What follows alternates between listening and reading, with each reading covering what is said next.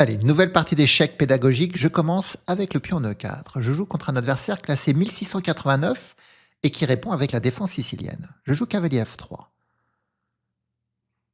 Il joue maintenant le pion D6. Alors d'habitude, sur cavalier F3, on appuie la poussée D4. Mais là, je vais jouer fou B5 échec. J'aime bien venir faire cet échec à son roi. Alors il peut bloquer, bien sûr, mais vous allez comprendre mon idée. Maintenant, je prends son fou. Il reprend du cavalier. Et mon idée ici va être de jouer C4. Et ensuite de pousser le pion en D4. Et c'est pour ça que j'ai voulu échanger le fou de case blanche. Parce qu'avec le pion C4 et le pion E4, mon fou de case blanche serait un peu passif. Il serait enfermé derrière ma structure de pion. Donc je joue C4. Si lui, il joue E5 pour m'empêcher de jouer D4, eh bien, je jouerai D3. Et on aura une structure de pion symétrique, sauf que j'aurai le fou de case noir avec les pions sur blanc, et lui, il aura les pions sur noir avec le fou de case noir. Donc, il aura un mauvais fou. C'est pour ça d'ailleurs qu'il ne joue pas E5. Il joue G6 pour donner la bonne diagonale à son fou. Mais maintenant, je joue D4. Il peut prendre, je peux reprendre, et s'il joue cavalier F6 pour attaquer mon pion, je jouerai cavalier C3 pour défendre. Donc il joue fou G7.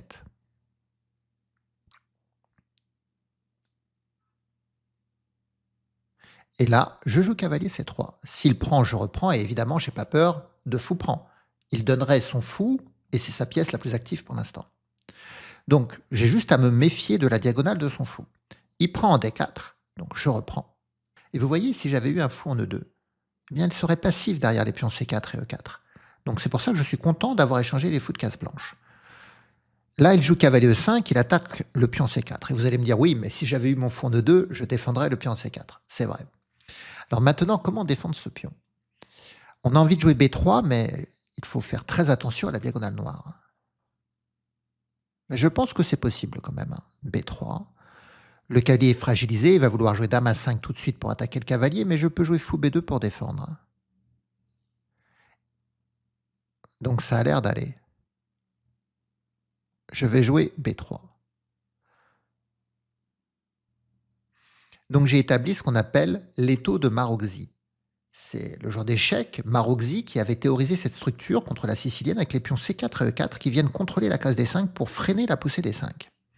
Mon adversaire joue E6. Il va vouloir peut-être jouer D5, mais la case est très bien contrôlée. Et en ayant joué E6, il affaiblit le pion D6, qui est exposé sur une colonne d'attaque. C'est-à-dire déjà, je pourrais m'intéresser à des coups comme cavalier B5, pour attaquer 2 fois son pion en D6, que le fou ne protège plus, puisqu'il n'est plus sur cette diagonale, il s'est placé sur la grande diagonale noire. Mais je pense que je ne suis pas très bien développé pour jouer cavalier B5. J'ai peur des contre-attaques qui pourraient y avoir sur la diagonale ou sur cette diagonale. Donc pour l'instant, je vais faire petit roc. Je vais régler le problème de mon roi et je vais chercher à gagner ce pion D6 un peu plus tard. De toute façon, pour l'instant, il est en D6. Il joue cavalier F6. Donc maintenant, je m'intéresse à cavalier B5, surtout que le cavalier en F6 vient de bloquer son fou G7. Donc si je joue cavalier B5, comment il va défendre D6? Il va peut-être vouloir jouer D5. Pion prend, pion prend, pion prend, cavalier prend, et mon cavalier et ma dame sont là pour prendre. Donc j'ai l'impression que sur cavalier B5, il ne peut pas jouer D5. Surtout qu'il doit faire attention aux fourchettes en C7. Là, il y a sa dame, mais s'il y a des échanges en D5, cavalier C7, ça pourrait être intéressant. Donc sur cavalier B5, s'il ne veut pas perdre le pion D6, il va falloir jouer fou F8 ou roi E7. C'est quand même des coups assez moches. Donc je joue cavalier B5. Et vous voyez, il a joué E6 pour contrôler la case D5, peut-être pour éviter qu'un cavalier vienne sur cette case à un moment donné, mais du coup, il fragilise le pion D6 qui est situé sur une colonne d'attaque.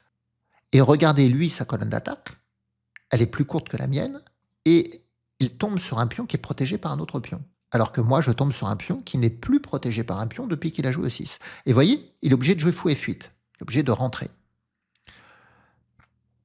Maintenant, il va vouloir jouer A6 pour que mon cavalier reparte. Et il pourra revenir en G7. Donc il faut que je trouve une idée. Peut-être fou A3 pour continuer les attaques sur le pion D6. Eh bien, on va le jouer fou A3. On triple les attaques. Et maintenant, il ne peut plus défendre. Il ne peut pas jouer roi E7 pour défendre parce qu'il intercepterait la défense de son fou.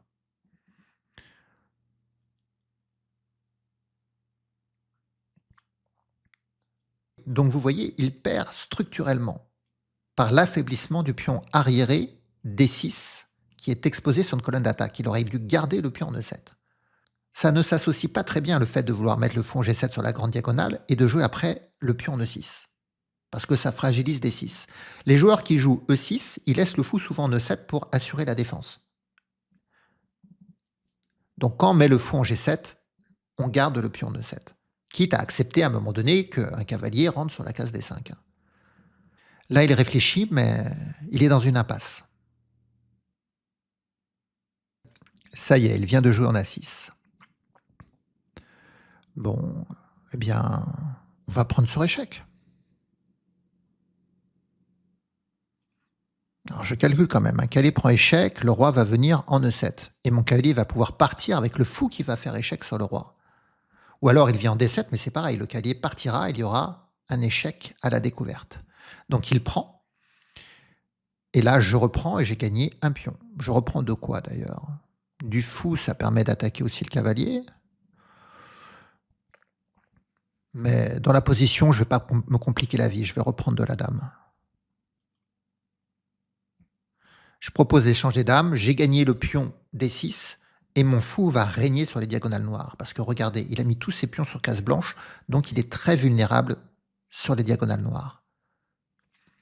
Mon fou pourra s'infiltrer, contrôler à distance des cases importantes. Vous voyez, contre la case F8, il n'y a pas de petit roc. Alors il peut chercher à faire grand roc et mettre la tour sur la colonne, ça c'est vrai. Donc si je joue en E5, il va jouer cavalier G4 et attaquer 2 fois le pion. Je peux le défendre, bien sûr.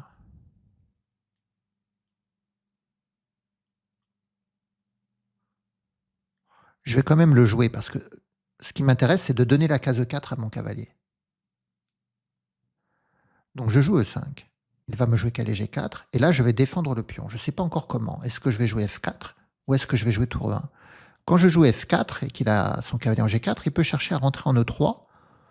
Regardez, F4, cavalier E3, mais je ne pourrais pas jouer tour E1 à cause de cavalier C2, la fourchette d'ailleurs. Donc F4, cavalier E3. J'aime pas trop ce cavalier qui rentre en E3. Je vais jouer tour E1 pour défendre. Et après, je pourrais jouer F4 pour défendre également, parce que la tour contrôlera la case E3, le cavalier ne pourra pas rentrer. Je peux même menacer H3 pour que ce cavalier reparte en H6, qu'il ne soit pas très bien placé là-bas. Bon, il reviendra en F5, mais... Maintenant, ce qui m'intéresse, c'est d'avoir la case E4 pour mon cavalier. Il joue la tour. Donc, si je joue cavalier E4 et qu'il prend, fou prend et qu'il reprend, j'ai cavalier D6 échec, j'attaque son roi, j'attaque sa tour et j'attaque son cavalier. Donc je peux jouer cavalier E4 et masquer la protection de ma tour sur le pion, vous voyez? Donc on va jouer ça. Parce que le cavalier cherche la fourchette en D6. Pour attaquer le roi, la tour. Et également tous les pions. Ça sera le cavalier pieuvre. Donc il prend E5, il n'a pas vu, fou prend. Et là, il va peut-être se rendre compte maintenant parce qu'il a un temps d'arrêt.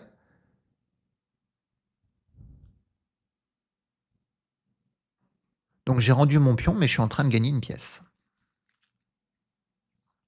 Voilà, il ne reprend pas, mais du coup, il a perdu la pièce.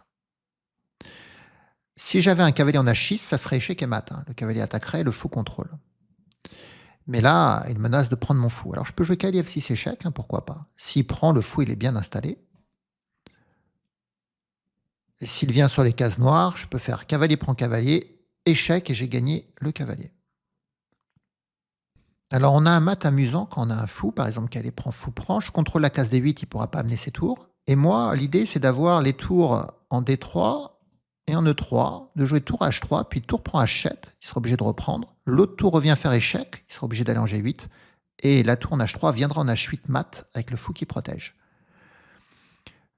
Donc mon idée sur cavalier prend fou prend, c'est de mettre les tours en D3 et en E3 sur la troisième rangée, de jouer tour H3 et de sacrifier en H7 pour que l'autre tour revienne. Voilà, on va peut-être avoir ça. Le fou contre la case D8, il ne peut pas se battre sur la colonne. Mais il joue H5. D'accord. J'ai quand même envie de réaliser mon plan. On va voir si je vais y arriver. Tour D1, je vais mettre mes deux tours et je vais essayer de jouer G4 pour lui retirer le pion H et mettre une tour en H8. Par exemple, G4, pion prend. Si j'ai les deux tours sur la troisième rangée, je peux jouer tour H3. Il prend, l'autre tour prend, et il est démuni contre le mat en H8. Il joue B5. Ce qui me dérange un peu, c'est que si je mets mes deux tours sur la troisième rangée, attention de ne pas me prendre un mat du couloir à un moment donné, hein. Bon, je vais prendre en B5. Mais c'est vrai qu'avec la poussée G4, je donne la case à mon roi.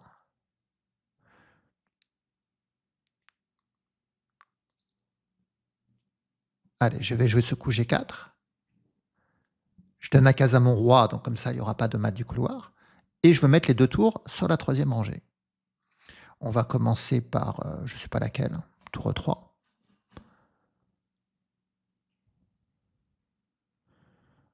Il va peut-être vouloir rentrer pour gagner le pion A2, essayer de trouver du contre-jeu ailleurs, mais évidemment, il y aura le mat en H8.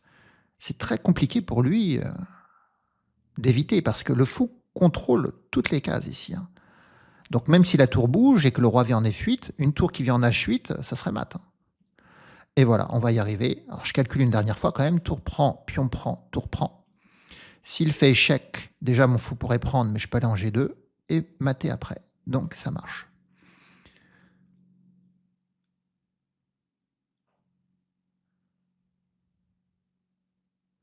Et là, il va peut-être abandonner, se rendant compte que le mat en H8 est inéluctable. Voilà, il a abandonné. Donc l'ordinateur me dit que j'ai 94% de précision contre 82 pour mon adversaire.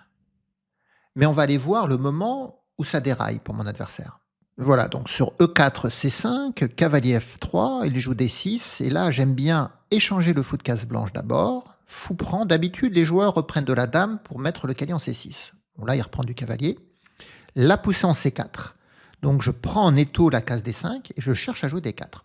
Et si je joue E5 pour m'empêcher de jouer D4, c'est ce que je voulais vous expliquer, c'est qu'après D3, je vais avoir une structure de pion sur case blanche et le fou de case noire, c'est très complémentaire, alors que lui, sa structure de pion sera sur case noire, et il n'a plus le fou de case blanche, il a le fou de case noire, donc il sera bloqué dans sa structure.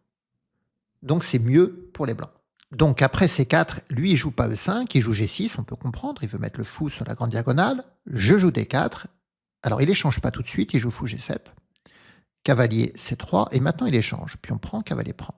Donc il a une belle diagonale, et il joue cavalier E5 pour m'attaquer le pion C4. Je joue B3. J'ai bien conscience que la poussée du pion fragilise la défense de mon cavalier et expose ma tour au vis-à-vis avec son fou. Mais il ne peut pas en profiter immédiatement. Et même si je joue un coup comme dame à 5, je peux jouer fou B2 et tout tient pour les blancs. Et c'est là qu'il commet son erreur. Il aurait dû simplement se développer avec cavalier F6. C'est la suite normale. Les blancs ont un petit avantage, comme vous pouvez le voir, un petit avantage d'espace, mais c'est une partie normale. Mais là, il joue E6. Et en jouant E6, il fragilise le pion en D6, qui est exposé sur une colonne d'attaque. Alors j'aurais pu en profiter immédiatement, me dit l'ordinateur, avec cavalier B5. Mais j'ai préféré faire petit roc d'abord, en pensant de toute façon que son pion D6 serait une faiblesse durable et qu'il n'est pas facile pour lui de la défendre.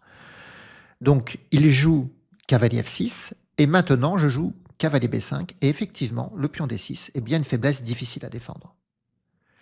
S'il pousse en D5, je peux prendre, c'est ce que j'aurais fait certainement, mais l'ordinateur me montre un coup encore meilleur que la prise. Non, à peu près équivalente que la prise, c'est le coup fou A3. Mais fou A3, c'est très intéressant. Ça prive le roi du roc et ça prépare des cavaliers D6 échecs. Mais bon, on peut tout simplement prendre, hein. Et s'il reprend, eh bien, on peut continuer à prendre pour gagner un pion, ou toujours ce coup fou A3, hein. Ou même tour E1 maintenant. Non, vous voyez, c'est pas possible, il ne peut pas jouer D5. La position s'ouvre trop en sa défaveur. Donc il joue fou F8 pour venir défendre. Et maintenant, fou A3. Il joue A6. Il est démuni, de toute façon, il ne peut pas protéger D6, donc je le prends. Cavalier prend. Fou prend. Là, l'ordinateur préfère reprendre du fou pour garder les possibilités d'attaque sur son roi. Je reprends de la dame, mais c'est totalement gagnant pour les blancs quand même, en reprenant la dame, et en plus c'est très sécurisant, c'est assez facile à gagner. Donc cette poussée en E5, il joue cavalier G4. Et là, vous voyez, l'erreur pourrait consister à jouer F4 pour défendre, et sur cavalier E3, répondre par tour E1 trop rapidement, et se prendre la fourchette en C2. C'est pour ça que même quand on a un avantage énorme, il faut être calme. Il faut jouer lentement et toujours vérifier ses coups. C'est pour ça que je préfère jouer tour E1 d'abord. Il joue tour C8 et là, je lui tends un petit piège avec cavalier E4. Il prend en E5, donc j'échange et il y a ce coup cavalier D6 qui pourrait faire la fourchette. Et en plus, le cavalier est attaqué. Mais lui, sur cavalier prend E5, fou prend, il reprend pas parce qu'il veut pas la fourchette, donc il fait petit roc pour éviter la fourchette, mais il m'a laissé une pièce et maintenant c'est facile. Cavalier F6 échec. Il peut pas venir en G7 ou en H8 parce que je prends avec la découverte, donc il prend. Et le fou, il est idéalement placé, il peut pas être mieux placé que ça. Il contrôle D8 pour empêcher que les tours jouent sur la colonne. Et il contrôle la case H8. Donc l'idée, c'est de parvenir à avoir une tour sur la colonne H. C'est ce que j'ai montré après dans la suite de la partie, vous l'avez vu, donc je ne vais pas aller plus loin. J'espère que la vidéo aura été intéressante, instructive, amusante. N'oubliez pas de me laisser des pouces, des commentaires, partager la vidéo et soutenir la chaîne. Au revoir à tous.